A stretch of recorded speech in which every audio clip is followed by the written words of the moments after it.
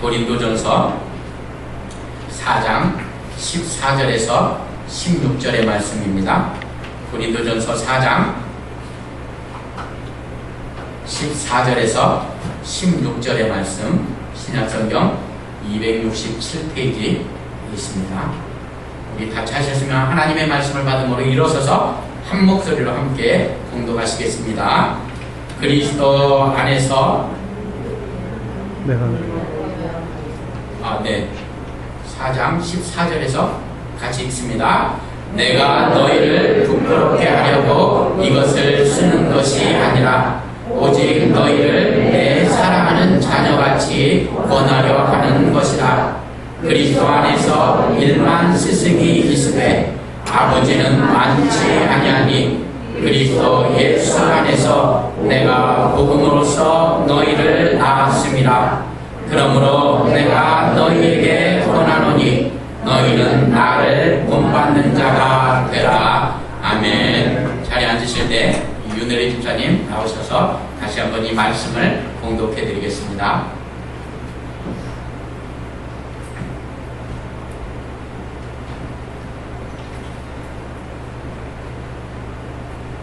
내가 너희를 부끄럽게 하려고 이것을 쓰는 것이 아니라 오직 너희를 내 사랑하는 자녀같이 권하려 하는 것이라.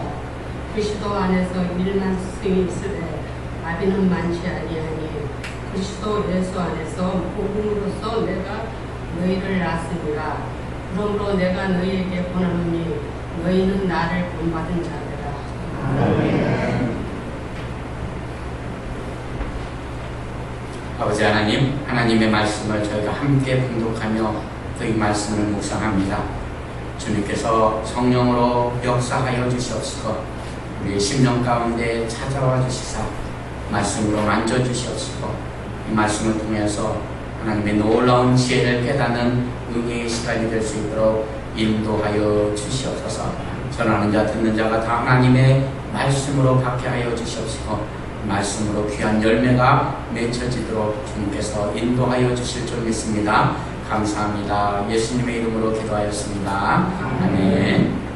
오늘 말씀은 나를 본받는 자가 되라 라는 제목으로 함께 은혜를 나누고자 합니다. 오늘 본문 14절을 보시면 바울이 고린도 교인들에게 내가 너희를 부끄럽게 하려고 이것을 쓰는 것이 아니라 이렇게 말씀하고 있습니다. 그런데 고린도전서를 읽어보시면 교인들이 이래도 되나 싶을 정도로 참 부끄러운 일들이 많이 일어나는 교회가 바로 고린도 교회였음을 우리가 알 수 있게 되어집니다. 그런데 고린도 교인들이 처음부터 이런 것이 아니었습니다. 고린도전서 1장을 보면 이 고린도 교인들을 향해서 하나님의 은혜 때문에 항상 감사한다 바울이 고백하고 있는 것을 볼 수 있는데 그 내용을 보면 어떻게 이런 문제들이 이러한 교회 가운데 있나 싶을 정도로 참 하나님의 은혜가 풍성한 교회가 바로 고린도 교회였다는 것입니다. 고린도전서 1장 5절에서 7절을 보면 고린도 교인들이 받은 은혜를 이렇게 말씀하고 있습니다. 이는 너희가 그 안에서 모든 일, 곧 모든 언변과 모든 지식의 풍족함으로 그리스도의 증거가 너희 중에 견고하게 되어 너희가 모든 은사에 부족함이 없이 우리 주 예수 그리스도의 나타나심을 기다림이라 이렇게 말씀하고 있습니다. 네 가지로 말씀하고 있는데 먼저 그 안에서 모든 언변과 지식에 풍족하였다라고 말씀하고 있습니다. 그러니까 그리스도를 아는 지식이 성경에 대한 말씀이 풍성한 교회가 바로 이 고린도 교회였다는 것입니다. 그리고 두 번째를 보면 그리스도에 대한 증거가 견고하게 서 있는 교회였다는 것입니다. 이것은 예수 그리스도를 통한 믿음의 증거가 흔들리지 않고 견고하게 세워져 있었다는 것입니다. 그리고 모든 은사에 부족함이 없었다고 말씀하고 있습니다. 그러니까 이 성령의 은사가 부족한 것이 하나도 없이 모두 있는 교회가 바로 고린도 교회였다는 것입니다. 오늘날에 보게 되어지면 이 성령의 은사가 그렇게 많이 나타나고 있지 않은 것을 보게 되어지는데 고린도 교회를 보면 없는 것이 없을 정도로 이 성령의 은사가 충만하게 차고 넘치는 교회가 바로 이 고린도 교회였다는 것입니다. 뿐만 아니라 이 그리스도의 나타나심을 기다렸다라고 말씀하고 있습니다. 주님의 재림을 기다리면서 이 재림에 대한 소망을 품고 있는 교회, 바로 그 고린도 교회였다는 것입니다. 이 정도 은혜면은 더 이상 필요한 게 무언가 싶을 정도로 참 은혜가 풍성했고, 그것 때문에 이 바울이 하나님께 감사하고 있었습니다. 그런데 얼마 안 가서 이 1장 10절을 보게 되어지면 바울이 은혜 받은 사람들에게 어울리지 않을 것 같은 말씀을 하고 있는 것을 보게 되어집니다. 함께 한번 읽어보시겠습니다. 형제들아, 내가 우리 주 예수 그리스도의 이름으로 너희를 권하노니 모두가 같은 말을 하고 너희 가운데 분쟁이 없이 같은 마음과 같은 뜻으로 온전히 합하라. 이 말씀을 보면 하나님께서 풍성하게 주셨던 은혜가 이 시간이 지나면서 어떻게 변질이 되었는지 우리가 짐작해 볼 수 있게 되어집니다. 같은 말을 하라 이렇게 말씀하고 있는데요, 이렇게 말씀하고 있는 것은 공동체가 같은 말씀 안에서 깨지지 않고 서로 싸우지 않아야 되는데, 이 모든 지식과 언변이 풍성하게 받으니까 이제 그 지식을 가지고 서로 다른 말을 합니다. 내 말이 옳고 당신 말은 틀려 하면서 뭐가 생겼느냐면 파가 생겼습니다. 몇 개 파가 생겼습니까? 네 파가 생겼습니다. 양파도 아니고 네 파가 생긴 거예요. 그래서 서로 싸우고 있는 겁니다. 내가 맞고 당신이 틀렸다고 서로 비판하는 모습이 고린도 교회에 나타났다는 겁니다. 견고한 그리스도의 증거를 받았는데 이제 그것으로 믿음의 열매가 맺혀지기보다는 다른 사람을 판단하는 증거로 사용했다는 것입니다. 그러니까 내가 가진 증거, 내가 가지고 있는 간증은 맞고, 아니 저 사람은 틀려, 저 사람의 증거는 뭔가 달라 하고 이렇게 판단하고 다른 사람을 비판하는 요소로 사용하고 있었다는 겁니다. 성령의 은사를 받았습니다. 넘치는 은사를 받았는데요, 이 성령의 은사를 가지고 누가 더 높냐, 누구 것이 더 대단하냐, 그렇게 교만한 마음을 품게 되어졌다는 겁니다. 이 성령의 은사를 받은 사람이요, 주의를 해야 됩니다. 교만해지는 것을 주의해야 됩니다. 내가 뭔가 대단해서 내가 잘나서 받은 것처럼 그렇게 생각하기가 쉽답니다. 고린도 교인들이 그랬습니다. 주님의 재림의 소망을 기다린다고 하면서요, 이 땅 가운데 삶을 충실하게 하나님의 말씀 가운데 살아야 되는데, 소망은 두고 있는데 현실은 개판으로 살아가는 겁니다. 그래서요, 이 주님의 뜻대로 살아가는 것이 아니라 자신의 정욕대로 살아가는 겁니다. 그 어떤 일이 일어납니까? 자신이 계모하고 이 성적인 교합을 하는 거죠. 하나님의 말씀대로 순종하는 게 아니라 그냥 동물과 같은 그 감각대로, 정욕대로 살아가는 모습을 이 고린도 교인들이 보이는 것입니다. 하나님의 은혜가 변질되니까요, 사람의 모습이 나타납니다. 사람의 생각이 나타나서 교만의 열매를 맺게 되었다는 것입니다. 하나님의 은혜를 받은 사람들이 주의해야 될 것이 있습니다. 하나님의 은혜는 변질될 수 있다는 겁니다. 은혜가 변질되면 교만이 들어옵니다. 한번 따라서 해보시기 바랍니다. 은혜가 변질되면 교만이 들어온다. 그러니까요, 은혜 받은 사람들이요, 참 교회 안에서 교만해지기가 쉽다는 겁니다. 이런 모습이요, 고린도 교인들만 있었던 것이 아니라 이 초대교회의 모든 교회들에게 나타났던 공통적인 요소였습니다. 왜 서신서들이 기록되어졌겠습니까? 잘하고 있으면요, 서신서를 기록할 이유가 없습니다. 뭔가 잘못하고 뭔가 이 하나님의 말씀대로 순종하지 못하는 모습을 보였기 때문에, 야, 하나님의 말씀 안에 들어와라, 야, 바로 깨달아라, 그렇게 서신서를 기록하고 있는 것을 볼 수 있게 되어집니다. 사도들에 의해서 처음 생긴 교회가 어느 교회입니까?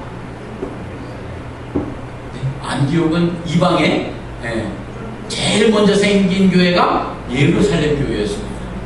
예루살렘 교회를 보면은요, 참 이런 교회가 있나 싶을 정도로 엄청난 모습을 보입니다. 사도행전 2장 43절 이하의 모습을 보면 참 너무나도 대단합니다. 저희 교회도 이런 은혜가 넘치면 좋겠습니다. 사람마다 두려워하는데 사도들로 말미암아 기사와 표적이 많이 나타나니 믿는 사람이 다 함께 있어 모든 물건을 서로 통용하고 또 재산과 소유를 팔아 각 사람의 필요를 따라 나눠주며 날마다 마음을 같이하여 성전에 모이기를 힘쓰고 집에서 떡을 떼며 기쁨과 순전한 마음으로 음식을 먹고 하나님을 찬미하며 또 온 백성에게 칭송을 받으니 주께서 구원받는 사람을 날마다 거하게 하셨다 말씀하고 있는 것입니다. 여러분, 성경을 보면은요, 이렇게 하라는 말씀이 없습니다. 자기 물건을 다 팔아라 이런 말씀이 없습니다. 10의 1조를 구별하라 이런 말씀은 있는데 다 팔아서 갖다 바치라 이런 말씀이 없습니다. 서로 통용하라 이런 말씀도 없습니다. 그런데요, 은혜 받으니까요, 자기의 모든 것들을 다 팔고 내다 주어도 함께 나누어도 아깝지가 않은 거예요. 은혜 받으니까요, 욕심이 없어집니다. 자신의 시간과 물질과 삶을 희생하게 되어집니다. 주님의 이름으로 모이기를 사모하고 예배하고 찬양하며 기도하는 자리를 날마다 찾았다고 말씀하고 있습니다. 이 말씀을 보면은요, 나에게 은혜가 넘치나 또 은혜가 떨어졌나 점검해 볼 수 있습니다. 내가 주의 이름으로 모이기를 사모하고 있나, 아니면 주의 이름으로 모이자고 하는데도 힘들어서 귀찮아 하고 있나, 여러분 한번 자신을 살펴보시기 바랍니다. 내가 주의 이름으로 모이는 자리를 사모하면 은혜가 아직도 넘치네, 나도 바빠 죽겠는데 왜 이렇게 맨날 모이자고 그래, 이렇게 생각하면 은혜가 떨어지고 있는 징조라고 생각하시면 틀리지 않을 것 같습니다. 예루살렘 교회에 이런 은혜가 넘쳤습니다. 그런데 그런 모습이 영원히 계속될 것처럼 보였는데 얼마 긴 시간이 지나지 않아서 어떤 일이 생겼느냐면요, 자신의 모습을, 자신의 이 이름을 더 드러내려고 하는 그러한 교만이 나타나게 되어집니다. 아나니아와 삽비라가 등장을 합니다. 성령을 속입니다. 자신을 드러내고 싶어서요, 성령을 속이고 하나님을 속이는 그런 일들이 교회 안에 나타나게 되어졌다는 겁니다. 내 이익을 위해서, 내가 더 드러나기 위해서 하나님의 말씀을 이용하는 사람들이 나타나고 있는 겁니다. 그리고요, 조금 더 지나니까 먹는 것 때문에 히브리파, 헬라파 교회가 나눠지고 서로 다투는 모습이 보여지게 됩니다. 헌신을 통해서요, 음식의 교제를 나눕니다. 친교합니다. 그런데요, 나중에 가면 이 친교 때문에 싸우는 교회가 참 많아집니다. 우리 교회는 그런 일이 아직 없었습니다. 다른 교회만 그런 게 아니라요, 예루살렘 교회도 그랬습니다. 친교하다가 먹는 것 때문에 못 싸워요. 왜 그러냐? 너만 먹고 나는 안 먹냐? 이런 생각, 이런 얘기가 들어가니까요, 서로 서운한 거예요. 그러니까 어떻게 나눠집니까? 사람이요, 끼리끼리 나눠집니다. 참 희한해요. 끼리끼리 나눠집니다. 헬라파, 유대파 이렇게 나눠집니다. 그래서요, 헬라 문화를 접한 사람들 파, 히브리의 정통을 가지고 있는 사람 파, 이렇게 끼리끼리 나누는 모습을 보여줍니다.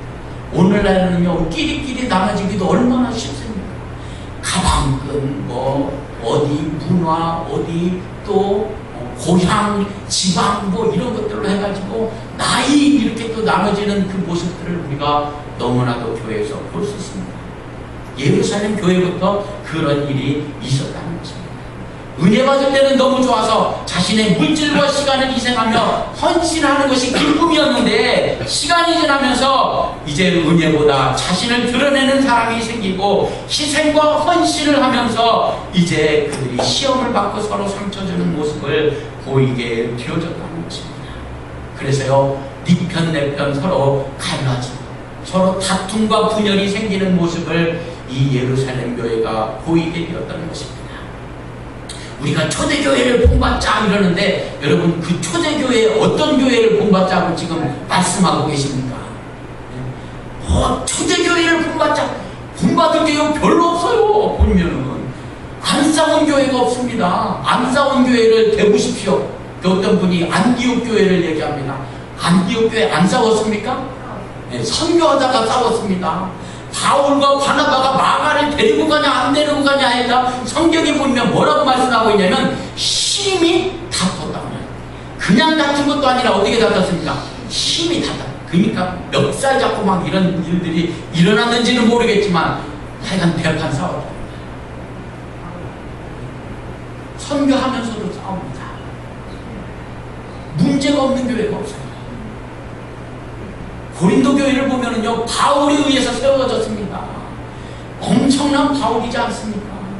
아볼로에 의해서 부흥이 일어났습니다. 아볼로 하면은요, 당시에 가장 탁월한 설교가가 바로 아볼로였습니다. 그래서 아볼로가 설교만 하면 이 바울은 어떻습니까? 말이 어눌하다고 하지 않습니까? 되게 열심히 섬기고 뭐 하는데 설교에는 말에는 힘이 없다고 얘기합니다. 그런데 아볼로가 와가지고 말씀을 전하니까요, 이 엄청난 부흥이 이 고린도 교회에 있었습니다. 그런 엄청나고 대단한 사람들이 사역을 했던 곳이었는데요, 은혜가 식어지고 사랑이 식어지니까요, 세상과 구별되는 모습이 전혀 안 보입니다. 오히려 세상보다 더한 모습이 이 고린도 교회에 나타나고 있습니다. 주님의 영광교회는 어떻습니까? 끼리끼리 싸우고 있지는 않습니까? 미워하고 다투고 시기하는 모습이 있지는 않습니까? 세상과 우리가 구별된 모습으로 살아야 되는데 전혀 어떻게 구별할 수 없는 그 동화되는 세상과 동화되는 모습이 여러분의 모습 가운데 있지는 않는다는 것입니다. 그런 고린도 교인들을 향해서 바울이 3장 3절에 이렇게 말씀하고 있습니다. 너희는 아직도 육신에 속한 자로다. 너희 가운데 시기와 분쟁이 있으니 어찌 육신에 속하여 사람을 따라 행함이 아니리요. 성경적인 지식과 믿음의 증거, 성령의 은사, 재림의 소망이 있었지만 너희는 여전히 육신에 속한 자라는 거예요. 왜 그렇습니까? 하나님의 뜻과 생각이 아니라, 하나님의 말씀대로 순종하는 것이 아니라 누구의 생각과 뜻을 따라서, 사람의 생각과 행동, 뜻을 따라서 살고 있었다는 거예요. 그러면서 서로 시기하고 분쟁하는 모습을 보였기 때문에 너희는 여전히 육신에 속한 자라고 말씀하고 있는 것입니다. 그러니까요, 하나님께서 주신 은혜와 은사가 아무리 많아도 사람을 따라 행하면 그 사람은 어떤 사람입니까? 육신에 속한 자예요.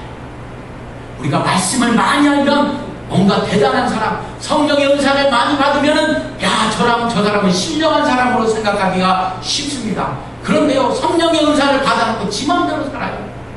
많이 지식이 있어요. 그런데 다른 사람 정죄하기 바빠요. 당신 틀렸어, 당신은 그게 잘못이야. 참 제가 보니까요, 신학교를 공부하고 신학을 공부하고 성경을 막 몇 번을 통독했다는 사람들 보면은요, 목에 기부스를 한 사람은 참 많이 있어요. 다른 사람 얘기는 안 들어요. 내 말만 맞아요. 그런 사람들이 너무나도 많아요. 한번 옆에 분 보시기 바랍니다. 이 사람이 그 사람인가? 하나님의 말씀대로 순종하는 삶의 모습이었으면 그 사람은 여전히 육신에 거해서 사는 사람이에요. 육신에 속한 사람입니다. 이런 사람을 고린도전서 3장 1절에 보면 뭐라고 말씀하고 있냐면 그리스도 안에서 어린아이들이라 말씀하고 있습니다.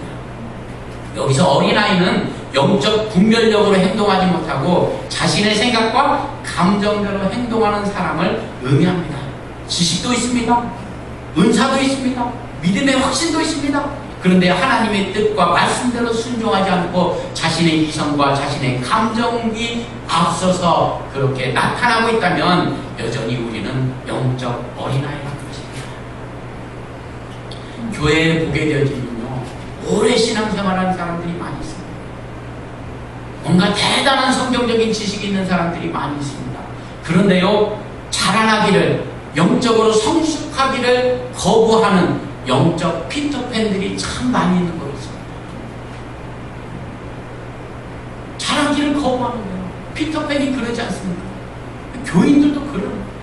시간이 지나도 세월이 흘러도 여전히 똑같은 모습으로, 똑같은 신앙으로 어린아이와 같은 모습을 보이는 우리의 모습은 아니라는 거예요. 고린도 교인들이 그랬다. 그러면서 바울이 두 종류의 사람을 더 설명하고 있습니다. 2장 14절을 보면 어떤 사람이 있다고 말씀하고 있습니까? 육에 속한 사람이 있다고 말씀하고 있습니다. 육에 속한 사람은 하나님의 성령의 일들을 받지 아니하나니 이는 그것들이 그에게는 어리석게 보이며 또는 그것들을 알 수도 없나니 그러한 일들은 영적으로 분별되기 때문이에요. 이 육에 속한 사람하고 육신에 속한 사람은 서로 다릅니다. 육에 속한 사람은 어떤 사람이냐면 거듭남의 체험이 없는 사람. 교회 안에 이런 사람이 있다. 육에 속한 사람입니다. 분별력도 없고 믿음도 없는 사람. 그리고 2장 15절을 보면 어떤 사람이 있습니까? 신령한 사람이 있다고 말씀하고 있습니다. 신령한 자는 같이 한번 읽어봅니다. 신령한 자는 모든 것을 판단하나 자기는 아무에게도 판단을 받지 아니하느니라. 이 판단하나 이렇게 하니까요, 정죄하고 판단할 수 있다는 생각인데 그 판단이 아니라 무슨 말이냐면 분별할 수 있는 분별력이 있다는 거예요. 그러니까 모든 일들을 영적으로 분별할 수 있는 지혜가 있는 사람이에요. 그리고 그 분별력대로 살아가는 사람입니다. 그러니까 하나님의 말씀이, 하나님의 뜻이 어떤 일인지 무엇인지 이 상황에서 이 일들 가운데 어떻게 하나님의 뜻이 일어나기를 하나님이 원하시는지 분별할 수 있는 사람이며 그 분별한 대로 순종하는 사람이 신령한 사람이라는 겁니다. 여러분은 신령한 사람입니까? 육신에 속한 사람입니까? 아니면 육에 속한 사람입니까? 바울은 아직도 육신에 속한 상태에 있는 고린도 교인들을 향해서 이제 그들에게 이렇게 말씀하고 있습니다. 사랑하는 자녀에게 하는 것처럼 내가 권면한다고 말씀하고 있습니다. 4장 16절입니다. 함께 읽어보시겠습니다. 그러므로 내가 같이 읽어봅니다. 그러므로 내가 너희에게 권하노니 너희는 나를 본받는 자가 되라. 바울을 본받는 자가 되라고 말씀하고 있습니다. 무엇을 본받으라는 말씀입니까? 16절에 그러므로라는 단어를 보면요, 앞에 절의 결과를 말씀하고 있습니다. 그러니까 나를 본받아라 이 말씀이 15절의 말씀을 하고 있는 바울을 본받으라는 의미입니다. 15절을 그러면 한번 같이 읽어보시겠습니다. 그리스도 안에서 일만 스승이 있으되 아버지는 많지 아니하니 그리스도 예수 안에서 내가 복음으로써 너희를 낳았습니다. 이 말씀이 무슨 말이냐면 스승이 되어야 하지 말고 영적 부모가 되라는 말씀입니다. 여기서 스승이라는 단어가요, 아이와 인도자라는 단어가 합쳐진 단어입니다. 갈라디아서 3장을 보면 똑같은 단어가 나와 있는데 다른 한글로 번역되어져 있습니다. 뭐라고 되어져 있냐면 몽학선생, 이렇게 되어져 있습니다. 몽학선생, 이 무슨 말입니까? 아이에게 초등학문을 가르쳐주고 아이를 학교에 데리고 다니는 노예를 몽학선생이라고 불렀습니다. 이들은 아이가 자랄 때까지 가르치지만은요, 아이에 대한 책임과 권한이 없는 직책입니다.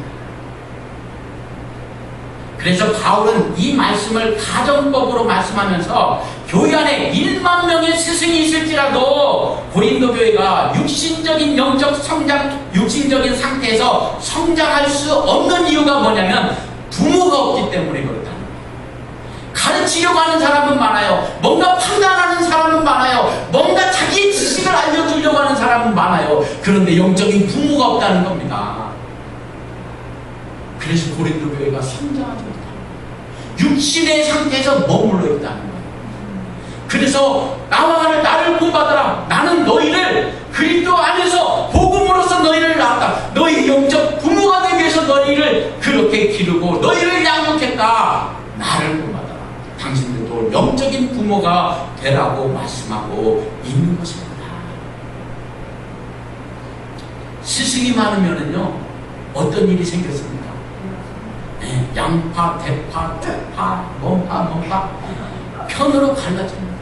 자신의 지식으로 상대방을 판단하고 욕심대로 행동합니다. 우리 안에서도 보면요, 뭔가 자신의 신앙을 갖고 있는 사람들이 많아요. 그래서 이것을 놓지를 못해요. 왜? 은혜 받았으니까. 그런데 다른 사람을 간호해요. 다른 사람을 판단해요. 내 은혜만 은혜고 다른 사람의 은혜는 은혜가 아니라고 해요. 그게 무슨 은혜입니까? 그게 무슨 지식이에요? 고린도 교인들이 그랬대요. 가르치려고만 하지 영적인 부모가 되는 그런 모습이 전혀 없었다는 거예요. 스승이 되기를 좋아했지만 본이 되는 삶의 모습은 전혀 나타나지 않았다는 것입니다. 그래서 바울은 그리스도 안에서 1만 명의 공학 선생이 있는 것보다 더 필요한 것이 뭐냐면 바로 한 사람을 품고 그 사람을 낳게 하는 영적인 부모가 필요하다고 말씀하고 있는 겁니다. 특별히 바울이요, 엄마가 임신해서 아이를 낳는 비유로 말씀하고 있습니다. 내가 그리스도 예수 안에서 복음으로 너희를 낳았으니 너희도 나를 본받아 영적인 엄마가 되라, 이렇게 말씀하고 있습니다. 왜 아이를 낳는 엄마로 비유했는지 한번 생각해 봤습니다.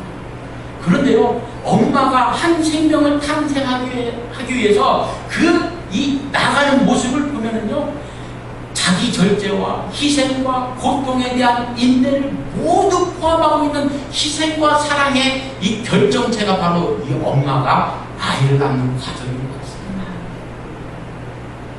엄마는 남편과 계약을 통해서 혼인을 하게 되어집니다. 한 몸을 이루는 성적인 관계를 통해서 아이를 임신하게 되어집니다.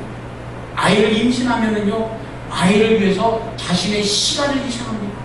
물질을 희생합니다. 절제합니다. 인내합니다. 몇 달 동안 합니까? 한국 사람은 10달이고 미국 사람은 9달입니다. 서로 다른가 봅니다. 9달을 그렇게 애를 품고 있습니다.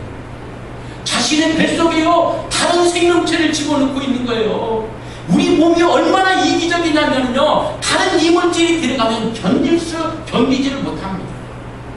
손에 작은 가시 하나만 밖에 넣었습니까? 아파가지고 막 이걸 빼려고 합니다. 그런데요, 그 이물질 아이를 집어넣고서도 엄마는 희생하고 인내하며 견딥니다. 배가 불룩 털어나서 몸매가 미워져도, 살이 쪄서 못생겨져도 상관하지 않습니다. 아이를 낳을 때는 또 어떻습니까? 그 고통은 이루 말할 수 없다고 합니다. 그런데 아이를 출산하기 위해서 엄마는 그 고통을 인내하며 결국 아이를 출산하게 되죠. 아이를 낳은 뒤에도 어떻습니까?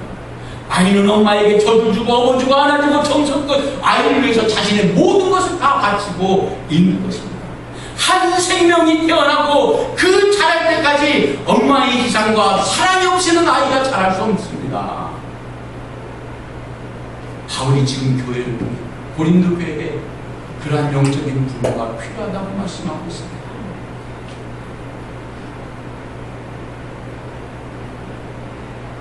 우리 교회에는 영적인 부모가 얼마나 많이 있습니까? 자신에게 때를 쓰고요, 자신에게 반항하는 아이들로 엄마 아빠는요 품어주고 있습니다. 그래, 네가 몰라서 그렇지. 그래, 너를 아버지가 사랑한다. 내가 너를 사랑한다. 그 사랑이요, 아이를 변화시킵니다. 그 사랑이요, 아이를 변화시키고 하나님의 말씀을 순종하는 자녀로 이끌어가는 겁니다. 부모의 사랑 때문에, 그 사랑 때문에 제가 변하고 있습니다. 그 사랑 때문에 여러분이 지금 이 자리에 서 있는 겁니다. 교회는 그런 엄마가 필요한 겁니다. 그 안에 그런 아빠들이 필요한 겁니다. 그런데 우리는 도대체 받아주려고 하지 않습니다. 뭔가 이물질이 낀 것처럼 귀찮아합니다. 싫어합니다. 판단합니다. 미워합니다. 시기합니다. 그것이 오늘날의 교회의 모습이라는 거예요. 그것이 고린도 교회의 모습이었다는 거예요. 믿는다고 하면서, 내가 주님 사랑한다고 하면서, 그렇게 영광 돌린다고 하면서 자녀 주님을 닮아가는 모습은 하나도 보이지 않았다는 거예요. 고린도 교회가. 저는 예수님께서 우리에게 생명을 주시기 위해서 십자가에서 죽기까지 희생하신 사랑을 인간이 가장 근접하게 보여주는 사랑이 바로 생명을 탄생케 하는 어머니의 희생과 사랑이라고 생각됩니다. 바울이요, 결혼해보지도 않았습니다. 그런데요, 자신을 엄마로 표현하고 있습니다. 내가 너희를 낳기 위해서 그런 희생과 그런 사랑을 보여줬습니다. 그래서요, 바울이 이렇게 말씀합니다. 고린도전서 11장 1절입니다. 한번 같이 한번 읽어보시겠습니다. 내가 그리스도를 본받는 자 된 것 같이 너희는 나를 본받는다. 바울이 그냥 본을 이렇게 한 것이 아니라 누구를 본받았다는 거예요? 그리스도, 예수님을 본받았다는 거예요. 예수님의 십자가 희생을 자기가 본받았다는 거예요. 예수님의 그 희생을, 예수님의 그 고난과 그 아픔을, 그 십자가를 내가 본받아서 이제 그 십자가를 본받는 삶을 내가 살았고, 당신들도 이제 나를 본받아서 예수님을 닮아가는 삶을 살아가십시오. 이렇게 말씀하고 있는 겁니다. 묘 100번을 보시면서 한번 인사하시겠습니다. 내가 그리스도를 본받는 자 된 것 같이 당신은 나를 본받으세요. 아니, 뭐 쳐다보려고도 하지 않습니다. 민망하죠? 부끄럽죠? 우리가 그런 신앙생활을 하고 있는 겁니다.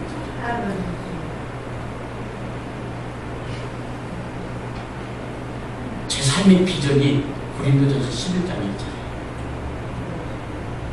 내가 그리스도를 본받는 자 된 것 같이 너희는 나를 본받는 자다. 이렇게 고백하고 죽을 수 있으면 원이 없겠습니까?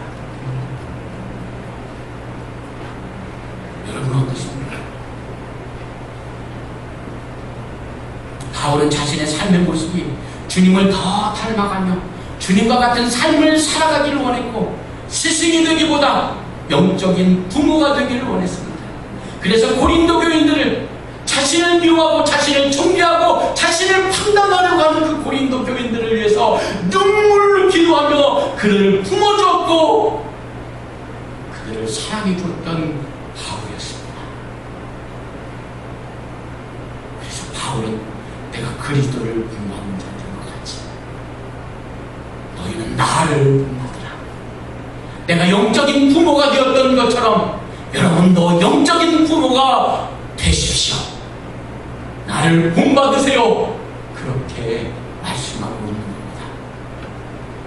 여러분, 여러분의 자녀에게 너는 아빠, 엄마처럼 살아, 이렇게 이야기할 수 있으시겠습니까? 내가 그런 부모를 별로 만나지 못하고, 엄마 아빠는 그렇게 못 살았는데 너는 좀 제대로 살아, 이런 얘기는 참 많이 듣잖아. 자기가 그렇게 한 사람을 왜 애한테 그러는 거야?